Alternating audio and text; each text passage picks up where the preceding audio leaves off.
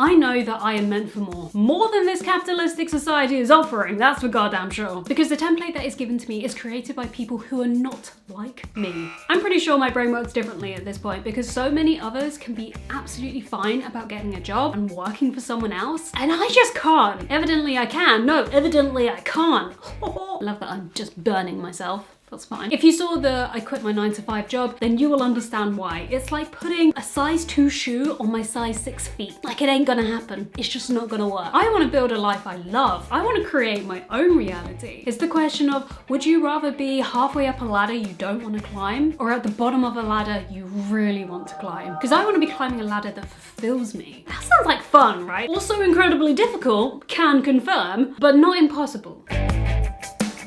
Building your dream life is hard work, but find your purpose, because that will become the light when all else fails, when everything goes dark and you're down to your last 10 quid. Find your purpose. So often we attach our purpose to our job, but it doesn't necessarily need to be a job specifically. My purpose isn't to be a YouTuber. My purpose is to help people feel a little less alone and a little more connected. And that's been my motto for years. Even when I was making content about cystic fibrosis, I always wanted to help people feel less alone with it, because CF can be a very lonely condition, considering you're not supposed to meet up with other people with CF. Rebel. But now that my content has shifted, my purpose has always stayed the same. I try to make content that's real, that's relatable. I may get a little weird sometimes, but that is just me. And people relate to realness, and that directly integrates with my purpose to help people feel a little more connected. So now you need to find something that will convert your purpose into reality. And that could be in the form of a job or an action. My converter is creativity, which is a very broad category and it spans out over so many different things. Growing up, I would always be incredibly creative. I'd always have a video camera in my hands, making the most cringe-worthy videos that you will ever see. In fact, you will never see these videos. Just take my word for it, they were bad. But also, I'd make up stories. I wrote a full-length novel. I'd draw, I'd paint artwork, I'd scrapbook. Like, creativity has always been my power. So if I'd gone through something negative in my life, then I would take it to the creativity converter, which I imagine is this big ball of silvery golden light, and I'd put the negative thing through, and out the other end would come this empowering creative project, whether that be in the form of a YouTube video, a blog, a reel, or making designs for my Etsy shop. So for example, when I was struggling to tell people about my condition, I used creativity as a source to convert that negativity into something positive and empowering. So how could I ever do something like an office job, which is probably like the least creative place to be? That ain't gonna work. Like that. Oh, that's just a fly. The smallest midgie I have ever seen in my life, but it's fine. But then I found a creative job that literally ticked all of the boxes, and I explained everything about that in the I quit my 9-to-5 job, so spoiler alert, but it was a creative haven for me. So hooray, you might say. No. Why? Because it didn't align with my purpose, which was to help people feel a little less alone and a little more connected. In fact, I'd say that job probably made me feel more alone and more disconnected. So that's awkward. I also realized that working for someone else also restricts the creativity that I have. The only option available to me if I'm gonna navigate this world is to do it myself. Girl, when you quit your job and you start a business, you better be financially prepared. I was not. You better be ready for the setbacks and the failures. I was not. It was brutal. It was destructive. It kind of tears everything up and you feel like a massive failure. That was fun. But rejection is protection. Every time you get rejected, it is only protecting you from what isn't meant for you. That felt like a lot of words to say. And there's this really incredible, empowering story about the founder behind It Cosmetics. Her name is Jamie. She has an incredible story, okay? I really highly recommend listening to it. I heard it on the Mel Robbins podcast, so I'll link that episode below. She wanted to create a makeup that would be suitable for sensitive skin, like for her rosacea. At the time, there was nothing out there, so she and her husband set out to try and build a company around that. Every single beauty retailer rejected her. Every single one. And then there was one time where there was this potential investor that if this potential investor invested in her company, then they would not go broke. Like, her Her and her husband had nothing. They were taking out loans here, there and everywhere. They had nothing. So they flew out to this potential investor meeting, did the sales pitch, and at the end of it, he was like, no. She knew in her heart, her purpose was to help other people who were having the same skin issues with makeup. Long story short, she became incredibly successful. She became the first female CEO of L'Oreal, and then she sold her business for $1.2 billion.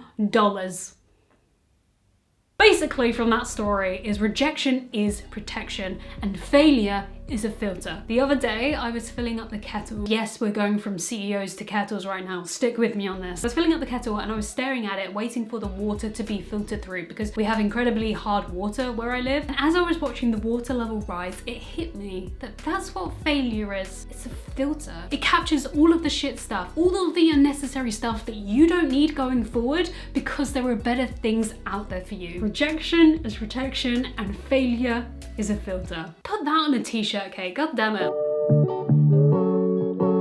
You only often hear of people's success stories after they've succeeded, which actually kind of makes sense because it's not success until they succeed. But no one ever talks about the bit in between, the bit where you're not quite successful yet, but you also haven't not started your business. You're like in the middle. That's where I am. After I quit my job, I came up with a plan. And if it wasn't for the stress and the anxiety attacks that I experienced with that job, then I would never have gotten the idea for my Etsy shop. So again, it's like taking that negative experience and converting it into an empowering project. Potentially business, if anyone would like to buy. As I explained in that video, I was really struggling with just the thought of going to work at this job because imposter syndrome, like it was bad. And so I needed something that was going to help me with my anxiety. Otherwise, I was just going to turn up on the first day an absolute wreck of a human being and they probably would have fired me on the spot. But I needed to find a way to help myself. And I remember it was 2 days before I started. Saturday night, I jumped onto Canva to make wallpaper quotes for my phone, for my lock screen. And no, not fluffy, floofy quotes like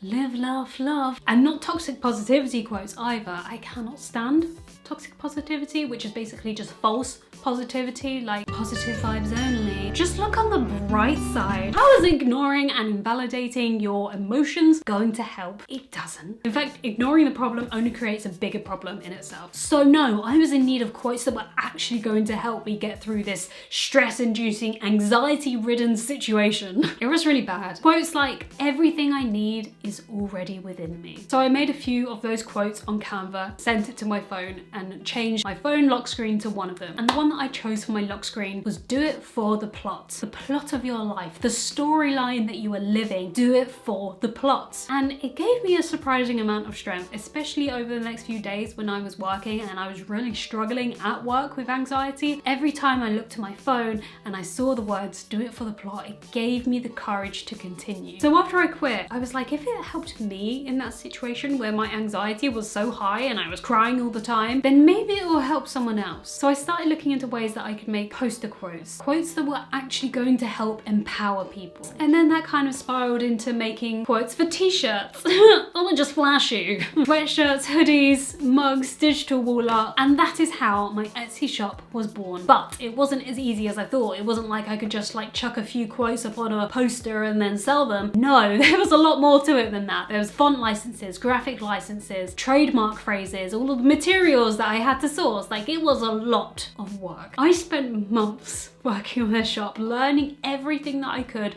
working my weekends away, consuming all of the YouTube content on how to do this and how to do that right. And it wasn't easy because I was starting at the bottom of that ladder, but I was beginning to align with my purpose, which was to help people feel a little less alone and a little more connected. So once I had done all of the work and I was like, this shop can now go live, and I showed everyone, people were like, oh, okay, cool. And a few people bought stuff, but other than that, crickets. Lol, public failure, life. On the whole, I don't think it was for them. And here's the thing, that's okay, because that's where the filtering begins. It just meant that I hadn't found my people yet.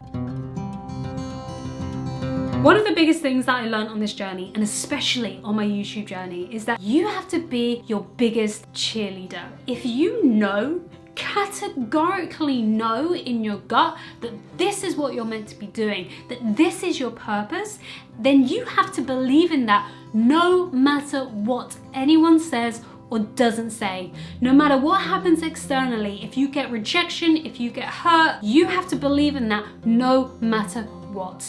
Even if your YouTube video gets 20 views on it, but you know that you are meant to do this, then you have to believe in yourself. You've got to be the one to cheer for you. I know that I am meant for more. I am meant to create videos. I am meant to help people feel seen and understood and less alone. And I remember so vividly, I put out this YouTube video about how reframing identity and perspectives can help you glow up from the inside out. I was so proud of this video. Like, this video filled me with light and excitement and fulfillment. And yet when I put it out, it's like everyone had gone mute. There was just nothing. No one said anything. It was as if I'd put out a video that was really rude and offensive and people were distancing themselves from me. And I was like, what did I do? I started obsessively going over that video, being like, what did I say? Did I say something wrong? But there was nothing wrong with the video. And it made me realize that I've got to be the one to cheer for me, that I've got to be the one that's proud. I've got to stop seeking external validation, because if I know that this was meant for me, then I've got to be the one to glow from the inside out. I've got to be the one to be proud. This is just my personal experience. I realized that I shouldn't seek approval for something that I had made, something that had fulfilled me and gave me so much light. I should be approving that myself, and that should be enough. Do you know what it was actually recently made me realize? I don't care so much about the views, I care about the comments. The comments, and whenever someone puts a comment saying that this made me laugh or whatever it was, I'm like, yay, that's fine. Like, if this video just gets 1 view and one person said that, that just makes me happy. Also kind of goes against the whole, you know, external validation thing. I am constantly contradicting myself, and there lies the issue. Anyway, going back to this video that I put out, one friend messaged me and he was a source of light. He was excited. He quoted the video back. He said how amazing it was. And then it hit me that he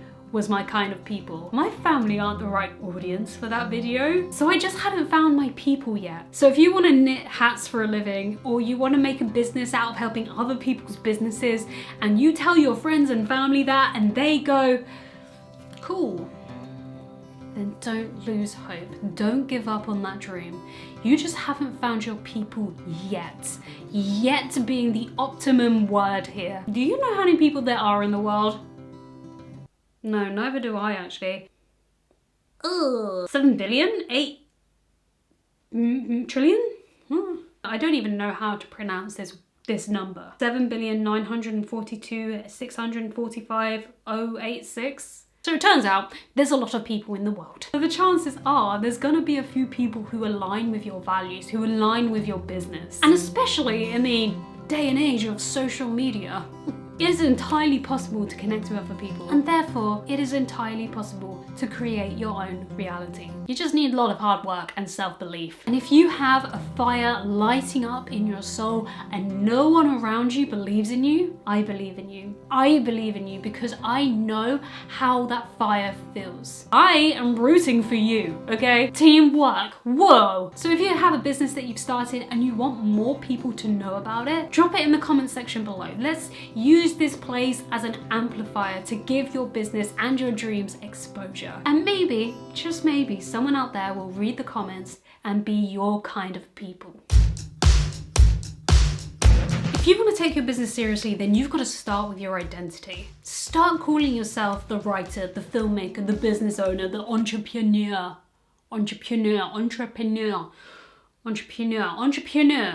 That's not right. I don't know how to say that word, but you know what I mean. Entrepreneur. Did it again. Entrepreneur. Start calling yourself the business owner. I realized that no one was going to take me seriously on YouTube if I didn't take myself seriously, if I didn't start calling myself a YouTuber. For so many years, I kind of half-heartedly make these videos, scared of the judgment of wanting to be a YouTuber, wanting this to be my job. I just kind of hide that part away and make the videos. Girl, no, okay? Your reality changes when your personality changes. Let me say that again for the people in the back. Your reality changes when your personality changes. So start with your identity. Who do you want to be? Then follow with your purpose. Why do you want to do this? I want to be a YouTuber. Why? Because I want to help people feel a little less alone and a little more connected. Read the t-shirt. Read it and weep. And like I said, for years I was scared of the judgment. I was scared that people were gonna think that I was being pretentious for wanting to be a YouTuber. Is pretentious the right word? I can't say that word. Well, that's good. Let's hope it's the right one though. And I was scared that people wouldn't take it seriously. Like they'd just look at it as a hobby rather than as a job. But as we have seen from the millions of creators on YouTube, it is entirely possible for this to be a full-time job. And you could say, well, yeah, Kate, that's great and everything, but you've tried this YouTube thing for years and it's not gotten you anywhere, so you failed. And to that, I would say, correct, I kind of have failed. Yeah, fair enough, fair point. But one thing's for certain is I've never given up. And you can't truly fail at something if you haven't given up. Boom! Yeah, I said it, I'm still trying. So subscribe if you want to help a girl out, you know, or not. It's your life, like you do whatever the hell you want to do. I'm just here making the content. And here's the thing with creating your reality with your dream life, it can change, right? It's not a concrete thing. The goalpost kind of moves as you move. Just know that the more you move forward, the more likely you are to figure out that goalpost. And does it ever really end? I don't know. But I think that's a really important thing to keep in mind. It's not just set in stone, it's not just concrete. There's opportunities to change directions at any point. And I think the more you try stuff, the more you figure out what is meant for you and what is not meant for you. That's my view of it anyway. I don't know what I'm on about half the time, so don't listen to me. But when you use the light inside of you to propel you forward and to put in the hard work and to never give up, even when you're standing on your own and it seems like no one wants to listen, keep going. Because I truly believe that nothing will stop you from creating your own reality. All you want to do is create a better life for yourself. That's all you want to do, and I respect that. I understand that, and I am rooting for you to put one foot in front of the other and start climbing the ladder that was meant for you.